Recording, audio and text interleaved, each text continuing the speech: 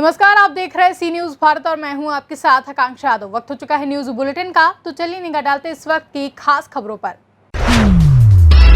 जिला बहराइच तहसील मेहनपुरवा मोतीपुर विकासखंड बलाहा ग्राम पंचायत चंदनपुर बढ़िया कला में रात्रि करीब 2 बजे गेहूं की फसल को जानवरों ने बर्बाद कर दिया, जिससे नाराज किसानों ने अपनी फसल को ग्रामीणों के द्वारा कटवा दिया है, जिससे मौजूदा सरकार पर ग्रामीणों ने आरोप लगाया है और बहुत ही नाराजगी व्यक्त की है। बाबूजी, आज आप अपना गेहूं क्यों कटवा रहे हो? गेहूँ इसलिए कटवा रहे हैं, जब इसको कुछ होना नहीं है, सब गई नहीं चल रही है, तो हम अब क्या करें, इसको छुड़वाए देते हैं। तो कितने बीघे जमीन आपके पास है? 2 बीघा। मात्र 2 बीघे? और दोनों बीघे फसल आपकी गाय चर डाली है? हाँ, चर। तो ये गाय जो चरी है, किसकी मेहरबानी है ये? अब वो किसके मेहरबानी है, किसके बताइए, योगी जी की मेहरबानी है। योगी जी से? अच्छा, तो आप ये बताइए, जब आप अपना गेहूं कटवा दोगे इसको, तो क्या खाओगे आप लोग? तो क्या बताइए, क्या खाएंगे, मजबूरी कैसे खाएंगे। नाम क्या है आपका शुभ? हमारा अच्छा नाम है। अच्छा जी, और आप ये बताइए, क्या इस ग्राम पंचायत में और भी कहीं इसी तरीके से चरी गई हैं? हाँ, बहुत चली गई खेत इसी तरीके से गेहूं का और भी फसल नुकसान हुआ है? बहुत नुकसान हुआ है। अच्छा, ये ग्राम पंचायत बढ़िया कला है, चंदनपुर बढ़िया कला, हाँ। इसका नाम है। अच्छा, बहुत बहुत धन्यवाद है आपका। बहराइच से सीनू संवाददाता राम सूरत यादव की रिपोर्ट। फिरोजाबाद में जाट समाज की बैठक आगरा रोड स्थित एक होटल पर हुई, जिसमें विधानसभा चुनाव में स्वतंत्र रूप से 100% मतदान करने की अपील की गई।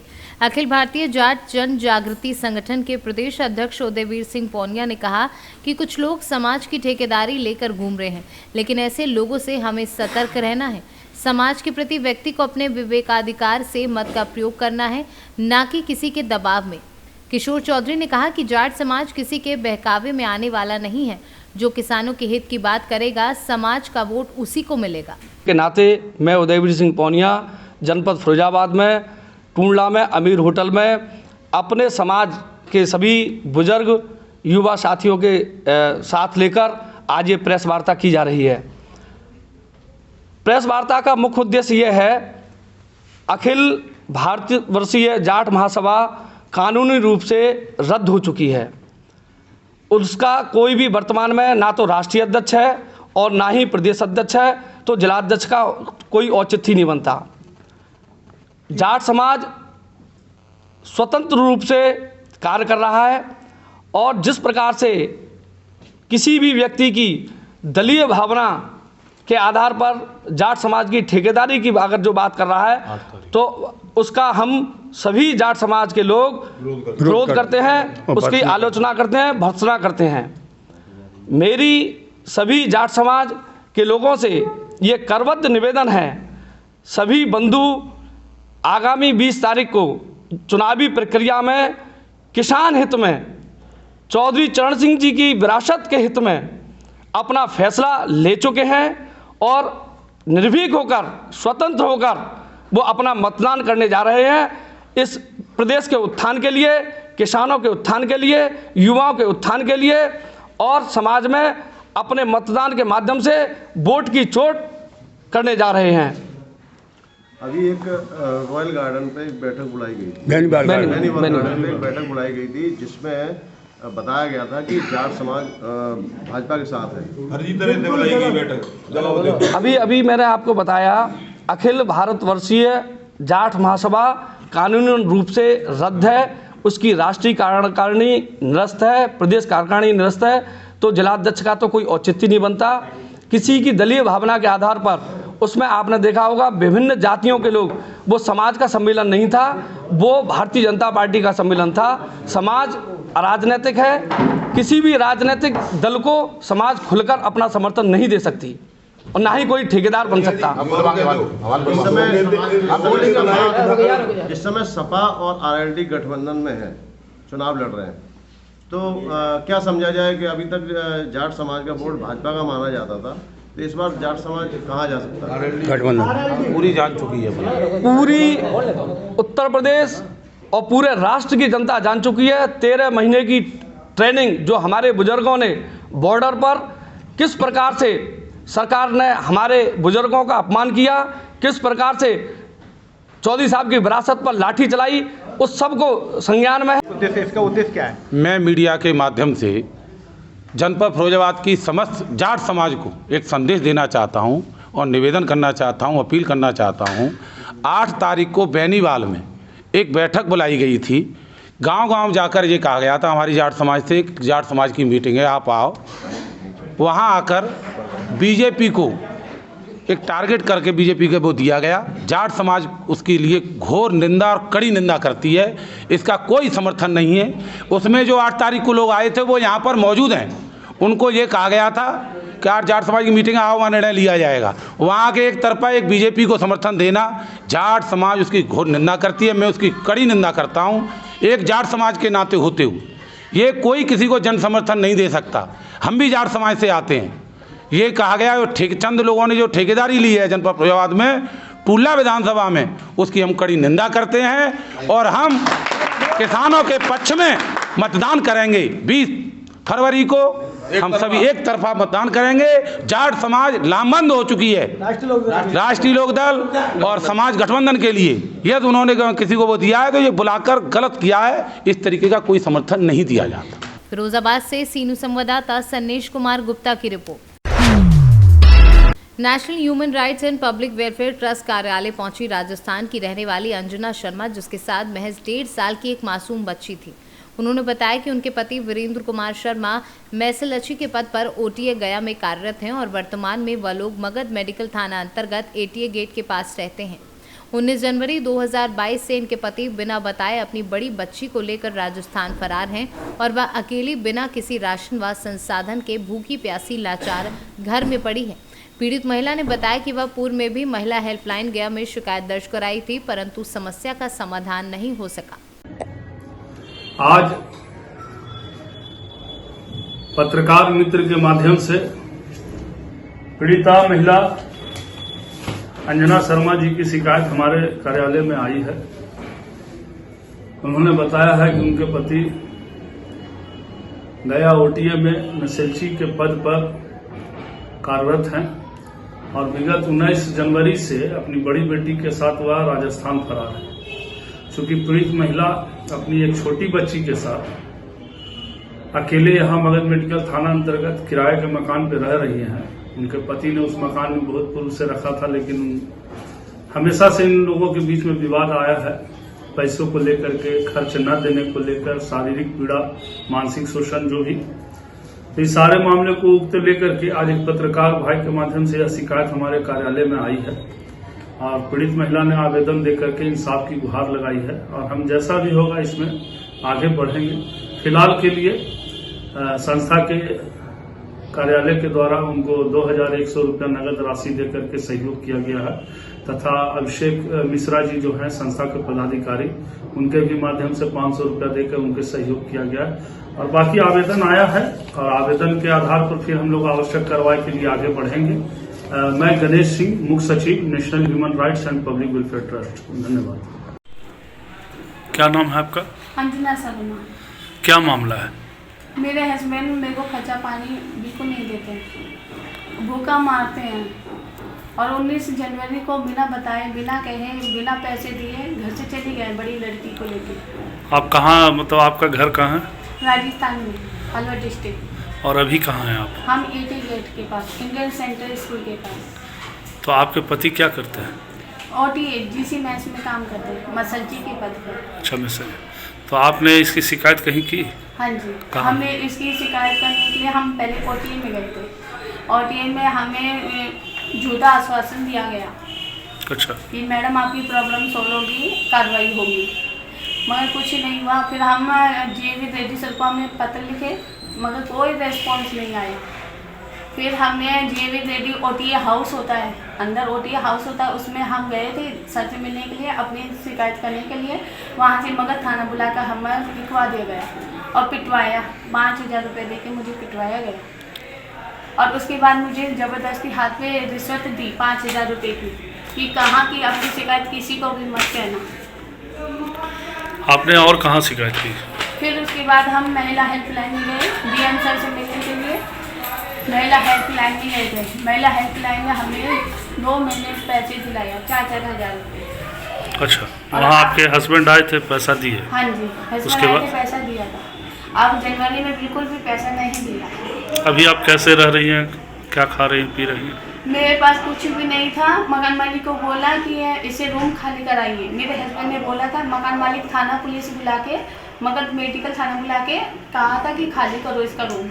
तो मैंने बोला सर मेरे पास तो खाने के लिए आटा भी नहीं है, आप खुद घर की स्थिति देखिए, मैं बिना खाए पिए कैसे रह रही हूँ, देखो आप। जब उन्होंने मेरे ऊपर सिचुएशन देखा, जब उन्होंने मेरे को 1000 रुपये की सहायता करी और मकान मालिक ने भी 100 रुपये दी। अभी आप क्या चाहती हैं? मैं न्याय चाहती हूँ। मेरे को भूखा क्यों रखा जा रहा है? किसने अधिकार दिया मेरे पति को भूखा रखने का? मैं एक नारी हूँ, मेरे को न्याय चाहिए, बस न्याय चाहिए मुझे। कितने बच्चे हैं आपके? 2 बच्ची हैं। और एक बच्ची कहाँ है? एक बच्ची अपने साथ ले गया। ले गया? हाँ जी, वो सो रही थी। कितने दिनों से आपकी बच्ची लेकर के चले गए? 19 जनवरी को। 19 जनवरी, लगभग 1 महीना से। हाँ जी। ठीक है, अपना एक बार नाम बताइए। अंजना शर्मा। अंजना शर्मा। हाँ जी। गया से सीनू संवाददाता अशोक शर्मा की रिपोर्ट। गोरखपुर शहर और ग्रामीण विधानसभा क्षेत्र से कांग्रेस के प्रत्याशियों के नाम की घोषणा कर दी है। गोरखपुर शहर विधानसभा क्षेत्र से चेतना पांडे प्रत्याशी बनाई गई हैं। वहीं गोरखपुर ग्रामीण से देवेंद्र निषाद को कांग्रेस का उम्मीदवार बनाया गया है। वहीं गोरखपुर ग्रामीण क्षेत्र से 323 विधानसभा से भाजपा के उम्मीदवार विपिन सिंह ने पर्चा भरा। विपिन सिंह ने मीडिया से बताया कि करोड़ों रुपए की लागत से लगातार क्षेत्र का विकास हो रहा है और गुणवत्ता भी अच्छी है, किसी प्रकार की कोई धोखाधड़ी नहीं हुई। आप ग्रामीण विधानसभा की तरफ देखें तो पता चलेगा कि अधिकतर विकास के कार्य पूर्ण हो चुके हैं। निश्चित तौर पर हमारी जीत पक्की है। मुकाबला किस तरीके से देख रहे ग्रामीण में कोई मुकाबला है ये नहीं है। आप देखा 5 साल हमने काम किया है। पूज महाराज जी ने हमारे ग्रामीण विधानसभा पर बहुत कुछ दिया है। कहीं एक काम पिछले सरकार में दिखा दीजिए। मैं तो 500 काम अपने ग्रामीण विधानसभा में आपको गिनवा सकता हूँ। अब एकदम गुणवत्तापरक काम हुए हमारे ग्रामीण विधानसभा में। बड़े बड़े 2000 करोड़ से ऊपर के ग्रामीण विधानसभा में काम हुए हैं। कुछ के साक्षी आप लोग भी हैं। आप देखिए मलौनी बांध, हाँ मलौनी बांध आपका बना है 62 करोड़ 70 लाख रुपए से। 29 करोड़ से हावड़ बांध बना है। 31 करोड़ से भगुआ पार बेला बंधा बना है। और तमाम जितने हमारे कटान स्थल थे सारे पर पैसा आके सारा काम हो रहा है और हो गया है। जल जमाव में कुछ हिस्से में है, कुछ हिस्से में है, वो अभी दूर कर लिया जाएगा। जब सीवर सिस्टम पूरे शहर में हो जाएगा तो समस्या स्वतः समाप्त हो जाएगी। देखिए, चिल्लू पार की जनता आज समाजवादी पार्टी के साथ है, विनय शंकर तिवारी के साथ है, आदरणीय अखिलेश यादव जी के साथ है और संपूर्ण जनता आज बहुमत से हमको चुनाव जिताने जा रही है। और गिनती आप 10 मार्च को गणना जो होगी 10 मार्च को उसको आपको पता चल जाएगा। क्या लगता है किससे फाइट है आपकी? किसी से फाइट नहीं है, जनता हमारे साथ है तो फाइट किस बात की है? जनता का आशीर्वाद स्नेह हमारे साथ है, विनय शंकर तिवारी के साथ है, इसलिए किसी के फाइट का कोई मतलब नहीं। एक तरफा विनय शंकर तिवारी को आशीर्वाद दे रही है चिल्लू पार की जनता। विनय जी, चुनाव के पहले आपने सपा ज्वाइन किया है और अभी राजेश त्रिपाठी को फिर टिकट दे दिया भाजपा ने, तो क्या लगता है कितनी दमदारी आप दिखा पा रहे हैं? दमदारी की बात नहीं है। हारे हुए प्यादे से चुनाव नहीं लड़ा जाता है, हारे हुए प्यादे हारे हुए ही रहते हैं। क्या लग रहा है 9 विधानसभा में, चूंकि मुख्यमंत्री योगी आदित्यनाथ भी हैं गोरखपुर शहर से, तो कितनी सीटें आप लोग? देखिए, चुनाव जनता लड़ती है, व्यक्ति नहीं लड़ता है। ये आप लोगों का एक मिथ कंसेप्शन है और चुनाव जनता लड़ती है। आज पूरे प्रदेश की जनता समाजवादी पार्टी के साथ है, किसी व्यक्ति के साथ नहीं है और समाजवादी पार्टी की सरकार बनने जा रही है। 2017 में आप इकलौते थे पूरे 9 विधानसभा में जो चिल्लू पार से विजयी आप हुए थे। क्या वही भरोसा सपा ने आपको दिखाया, सपा ने आपके ऊपर जताया है और भेजा है? देखिए, जब चुनाव कोई चीज होती है तो चुनाव जनता निर्णय करती है। तो जनता आज पूरे समाजवादी पार्टी के साथ है तो समाजवादी पार्टी की सरकार बनने जा रही है। पूरे 9 विधानसभा में जो चिल्लू पार से विजयी आप हुए थे, क्या वही भरोसा सपा ने आपको दिखाया, सपा ने आपके ऊपर जताया है और भेजा है? देखिए, जब चुनाव कोई चीज होती है तो चुनाव जनता निर्णय करती है। तो जनता आज पूरे समाजवादी पार्टी के साथ है तो समाजवादी पार्टी की सरकार बनने जा रही है। तो समाजवादी पार्टी सभी सीटों को लगभग चुनाव जीतने जा रही है। 5 साल के आप वहाँ के विधायक रहे हैं, क्या लगता है कि नहीं हो पाया, अब इसकी बात कर रहे हैं? देखिए, विकास एक सतत प्रक्रिया है। विकास कोई ऐसी चीज नहीं कि एक चीज हो गई तो फिर उसके बाद उसकी आपकी आवश्यकता नहीं होगी। ढेर सारी चीजें हो गई हैं, ढेर सारी चीजें होनी बाकी हैं। जो खासकर वहाँ बाढ़ की समस्या है, हमारे यहाँ विकट समस्या है हमारी क्षेत्र के लिए। दूसरे, बाढ़ के अलावा हमारे वहाँ स्वास्थ्य सेवाएं बहुत अच्छी नहीं है। स्वास्थ्य सेवाओं के ऊपर भी हमारा फोकस होगा, बाढ़ के से बचाव का हमारा फोकस होगा और वहाँ के नौजवानों को रोजगार मिले, इस तरह का कोई प्रयास किया जाएगा। यूपी में कितनी सीटें? 300 पार समाजवादी पार्टी। चुनाव लड़ रहे हैं। मुद्दा यहाँ का साफ है, महंगाई इतनी बढ़ गई है, उस मुद्दे पर चुनाव लड़ेंगे। भ्रष्टाचार इतना चरम सीमा पे है। यहाँ का जो विधानसभा है, यहाँ का गोरखपुर ग्रामीण का बाढ़ पीड़ित है, उस मुद्दे पे चुनाव लड़ेंगे, उसका निराकरण हम लोग करेंगे। आपके सामने विपिन सिंह भी चुनाव मैदान में है बीजेपी से, उनसे आपकी किस तरीके की लड़ाई होगी? विपिन सिंह अपना चुनाव लड़ रहे हैं, हम अपना चुनाव लड़ रहे हैं, उनसे हमारा कोई लड़ाई नहीं है, वो तो साफ है। उनका काम खत्म हो गया है, क्योंकि जनता यहाँ की नकार चुकी है, क्योंकि 5 साल उनका दर्शन ही नहीं हुआ। हम लोग गांव में जाते हैं तो कहते हैं विधायक जी तो 5 साल अइबे नहीं किए। और जो भारतीय जनता पार्टी का जो वादा था 15 लाख से लेकर के, महंगाई से लेकर के, उसके जिम्मेदार कहीं कहीं तो विधानसभा के विधायक भी तो हैं।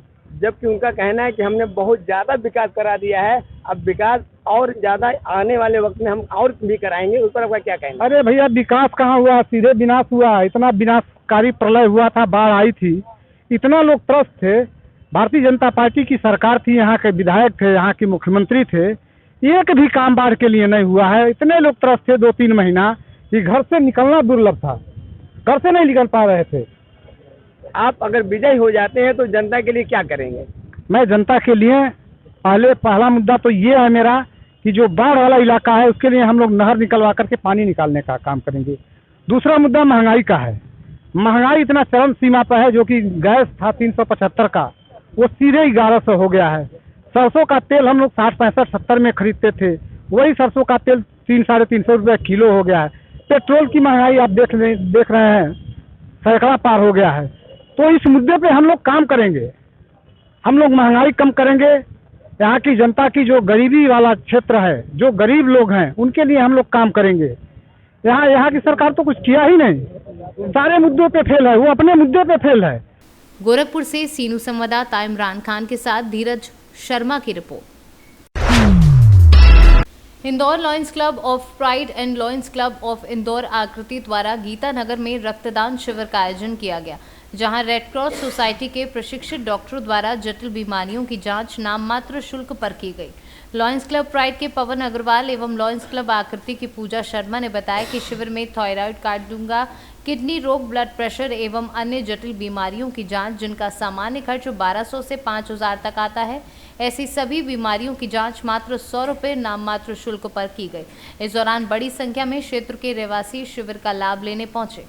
जा रही है और क्या सुविधा है? हमारे ये गीता नगर गार्डन में टेस्ट चल रहे हैं। आसपास से कई क्षेत्रों से लोग आ रहे हैं और सब बहुत तारीफ करके जा रहे हैं कि सबने सराहना करी है इस पहल की कि हर कॉलोनी में ये अलग कार्य होना चाहिए, क्योंकि जो माहौल है उसको देखते हुए और 50 के प्लस वाले भी कई लोग ये चाह रहे हैं कि अब हमारी सारी शरीर की जाँचें हो जाना चाहिए। तो इस कैंप के जरिए सब लोग बहुत लाभान्वित हो रहे हैं और सब लोग तारीफ करके भी जा रहे हैं और बोल रहे हैं कि हर क्षेत्र में कॉलोनी के ये वाली जाँच होना चाहिए। और बहुत रियायती दरों पर ये वाली जाँच हो रही है, जो 3,500 की जाँच होती है वो 550 रुपये में हम लोग यहाँ पे करवा रहे हैं। तो इससे बहुत सारे लोग आकर गौरवान्वित कर रहे हैं अपने आप को कि हमने बहुत अच्छा कार्य किया है। लायंस क्लब के द्वारा डिस्ट्रिक्ट 3 G1 के द्वारा हम लोग ये कार्य करें। लायंस क्लब ऑफ प्राइड और लायंस क्लब ऑफ आकृति के सहयोग से ये कार्य हो रहा है। पूर्व भी कोई शिविर आयोजित किए? हाँ जी, लायंस क्लब के द्वारा शिविर चलते ही रहते हैं, पूरे इंदौर के अंदर शिविर चलते रहते हैं और हम लोग सेवा भी करते हैं, राशन कार्ड बांटना और वृद्धाश्रम में सेवा करना लायंस क्लब के द्वारा सब, और यातायात में सेवा देना, ये सारे कार्य लायंस क्लब के माध्यम से होते जाते हैं। मैं Deepali Puja Sharma, lions club of Indore Aakriti की अध्यक्ष। शिविर लगाया गया है, कितने डॉक्टर यहाँ उपलब्ध है और किस किस बीमारियों की जांच की जाती है? सर, मैं लायंस पहले अपना परिचय दे दूं। मैं लायंस क्लब इंदौर प्राइड का अध्यक्ष लायन पवन अग्रवाल हूं और हमारा लायंस क्लब के तहत काफ़ी कार्यक्रम चलते रहते हैं और आज हमने शिविर यहाँ लगाया हुआ है, जिसमें 1200 रुपये की जांच जो होती है, जिसमें कि हृदय रोग है, किडनी है, लीवर है, इम्यूनिटी है, शुगर है, ये सब 100 रुपये में उपलब्ध हो रही है। और जो जांच 3,500 रुपये में होती, 3,500 रुपये में, जो कि विटामिन B12 है, D3 है, थायराइड है, वो मात्र 550 रुपये में उपलब्ध हो रही है और हमारी कॉलोनी के काफ़ी लोगों ने इसका लाभ लिया है।